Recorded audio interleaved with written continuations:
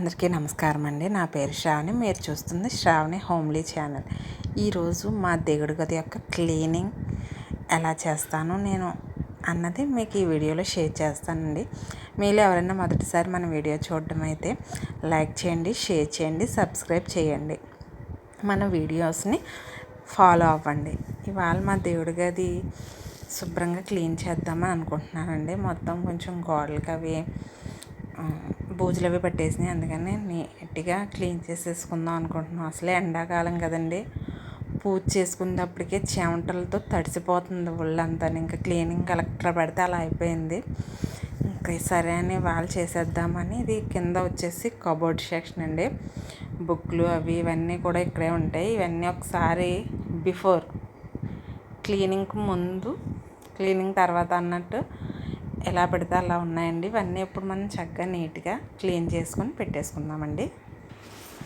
అయితే శివకోటి రాస్తామండి మేము. రోజుకో పేజీ అయినా ఇలా రాస్తూ ఉంటాము. ఈశ్వరుని నామాలు తలుచుకుంటూ శివకోటి రాసుకోవడం వల్ల సకల శుభాలు జరుగుతాయి అన్నమాట. భగవద్గీత ఎప్పుడూ మనం నిత్యం దేవుడి గదిలో పెట్టుకొని రోజుకొక శ్లోకమైనా చదువుకోవాలి. ఈ భగవద్గీత ఇది అధిక మాసం. ఈ అధిక మాసంలో పురుషోత్తమ సూక్తం అనే అధ్యాయం చదువుకుంటే చాలా మంచి జరుగుతుంది అన్నమాట.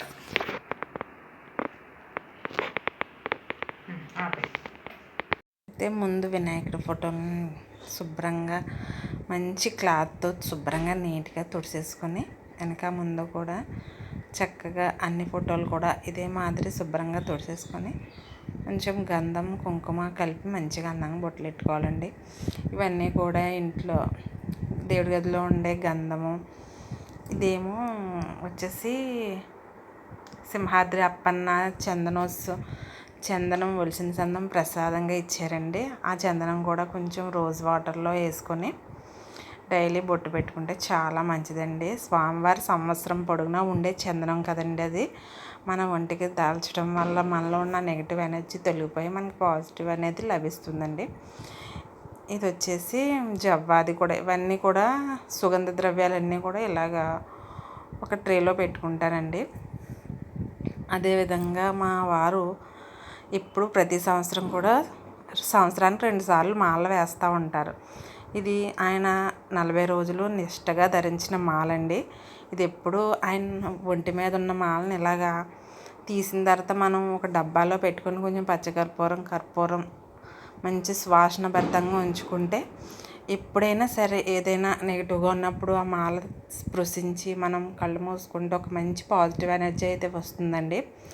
అవి వచ్చేసి వెండి పూలండి. వెండి పూలు కూడా శుభ్రం చేసుకుంటూ డబ్బాలో ఉంచుకుంటాను. ఇది వచ్చేసి గంధం అండి.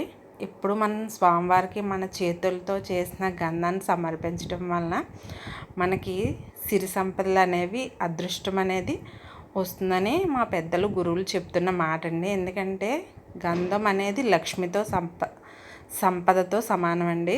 స్వామివారికి మన చేతుల ద్వారా తీసిన గంధాన్ని పెట్టడం అనేది ఇంకా శ్రేష్టం. ఎందుకంటే చందనానికి చాలా పవిత్రత అనేది మన పురాణాల్లో చెప్పబడుతుందండి. అందుకని నేను తీసిన గంధం అయితే స్వామివారికి పెడతాను. డబ్బాలు వచ్చేసి అభిషేకం, రోజు నేను అభిషేకం చేసుకుంటానండి. అవి మంచి గంగా, యమున, సరస్వతి ఇలాంటి నదుల్లో పవిత్రమైన నీరు తెచ్చిపెట్టుకుంటాం. చిన్న బాటిల్ వేసి ఇక్కడ పెట్టుకొని రోజు కొంచెం కొంచెం నీరు స్వామివారికి సమర్పిస్తూ ఉంటానండి.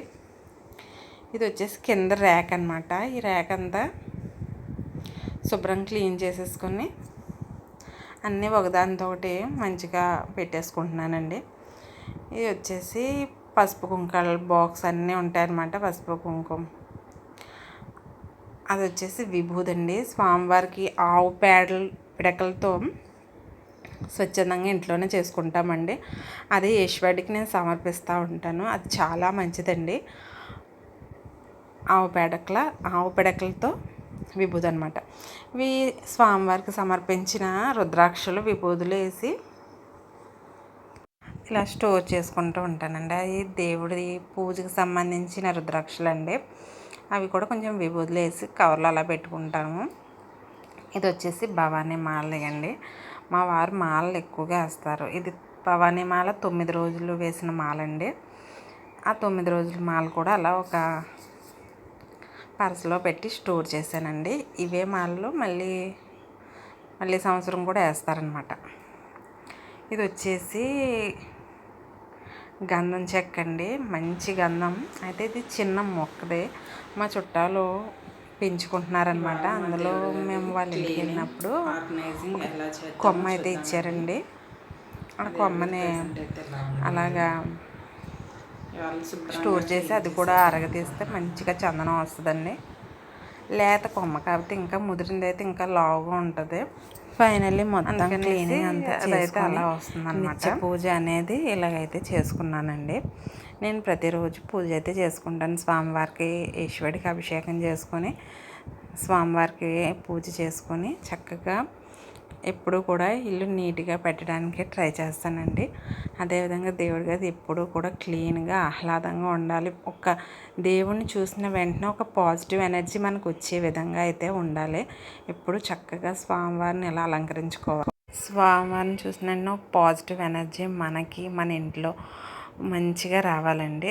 ప్రతిరోజు ఒక దీపం, ఒక పుష్పం, ఒక ధూపం, కొంచెం నైవేద్యం స్వామికి సమర్పించాలండి. మనకి ఈ జీవితాన్ని ఇచ్చిన ఈశ్వరుడికి ఎప్పుడు మన కృతజ్ఞతగా ఎప్పుడూ ఉండాల్సిందే అండి. అదేవిధంగా ఈ వీడియో మీకు ఎలా అనిపించింది లైక్ చేయండి, షేర్ చేయండి, కామెంట్ చేయండి.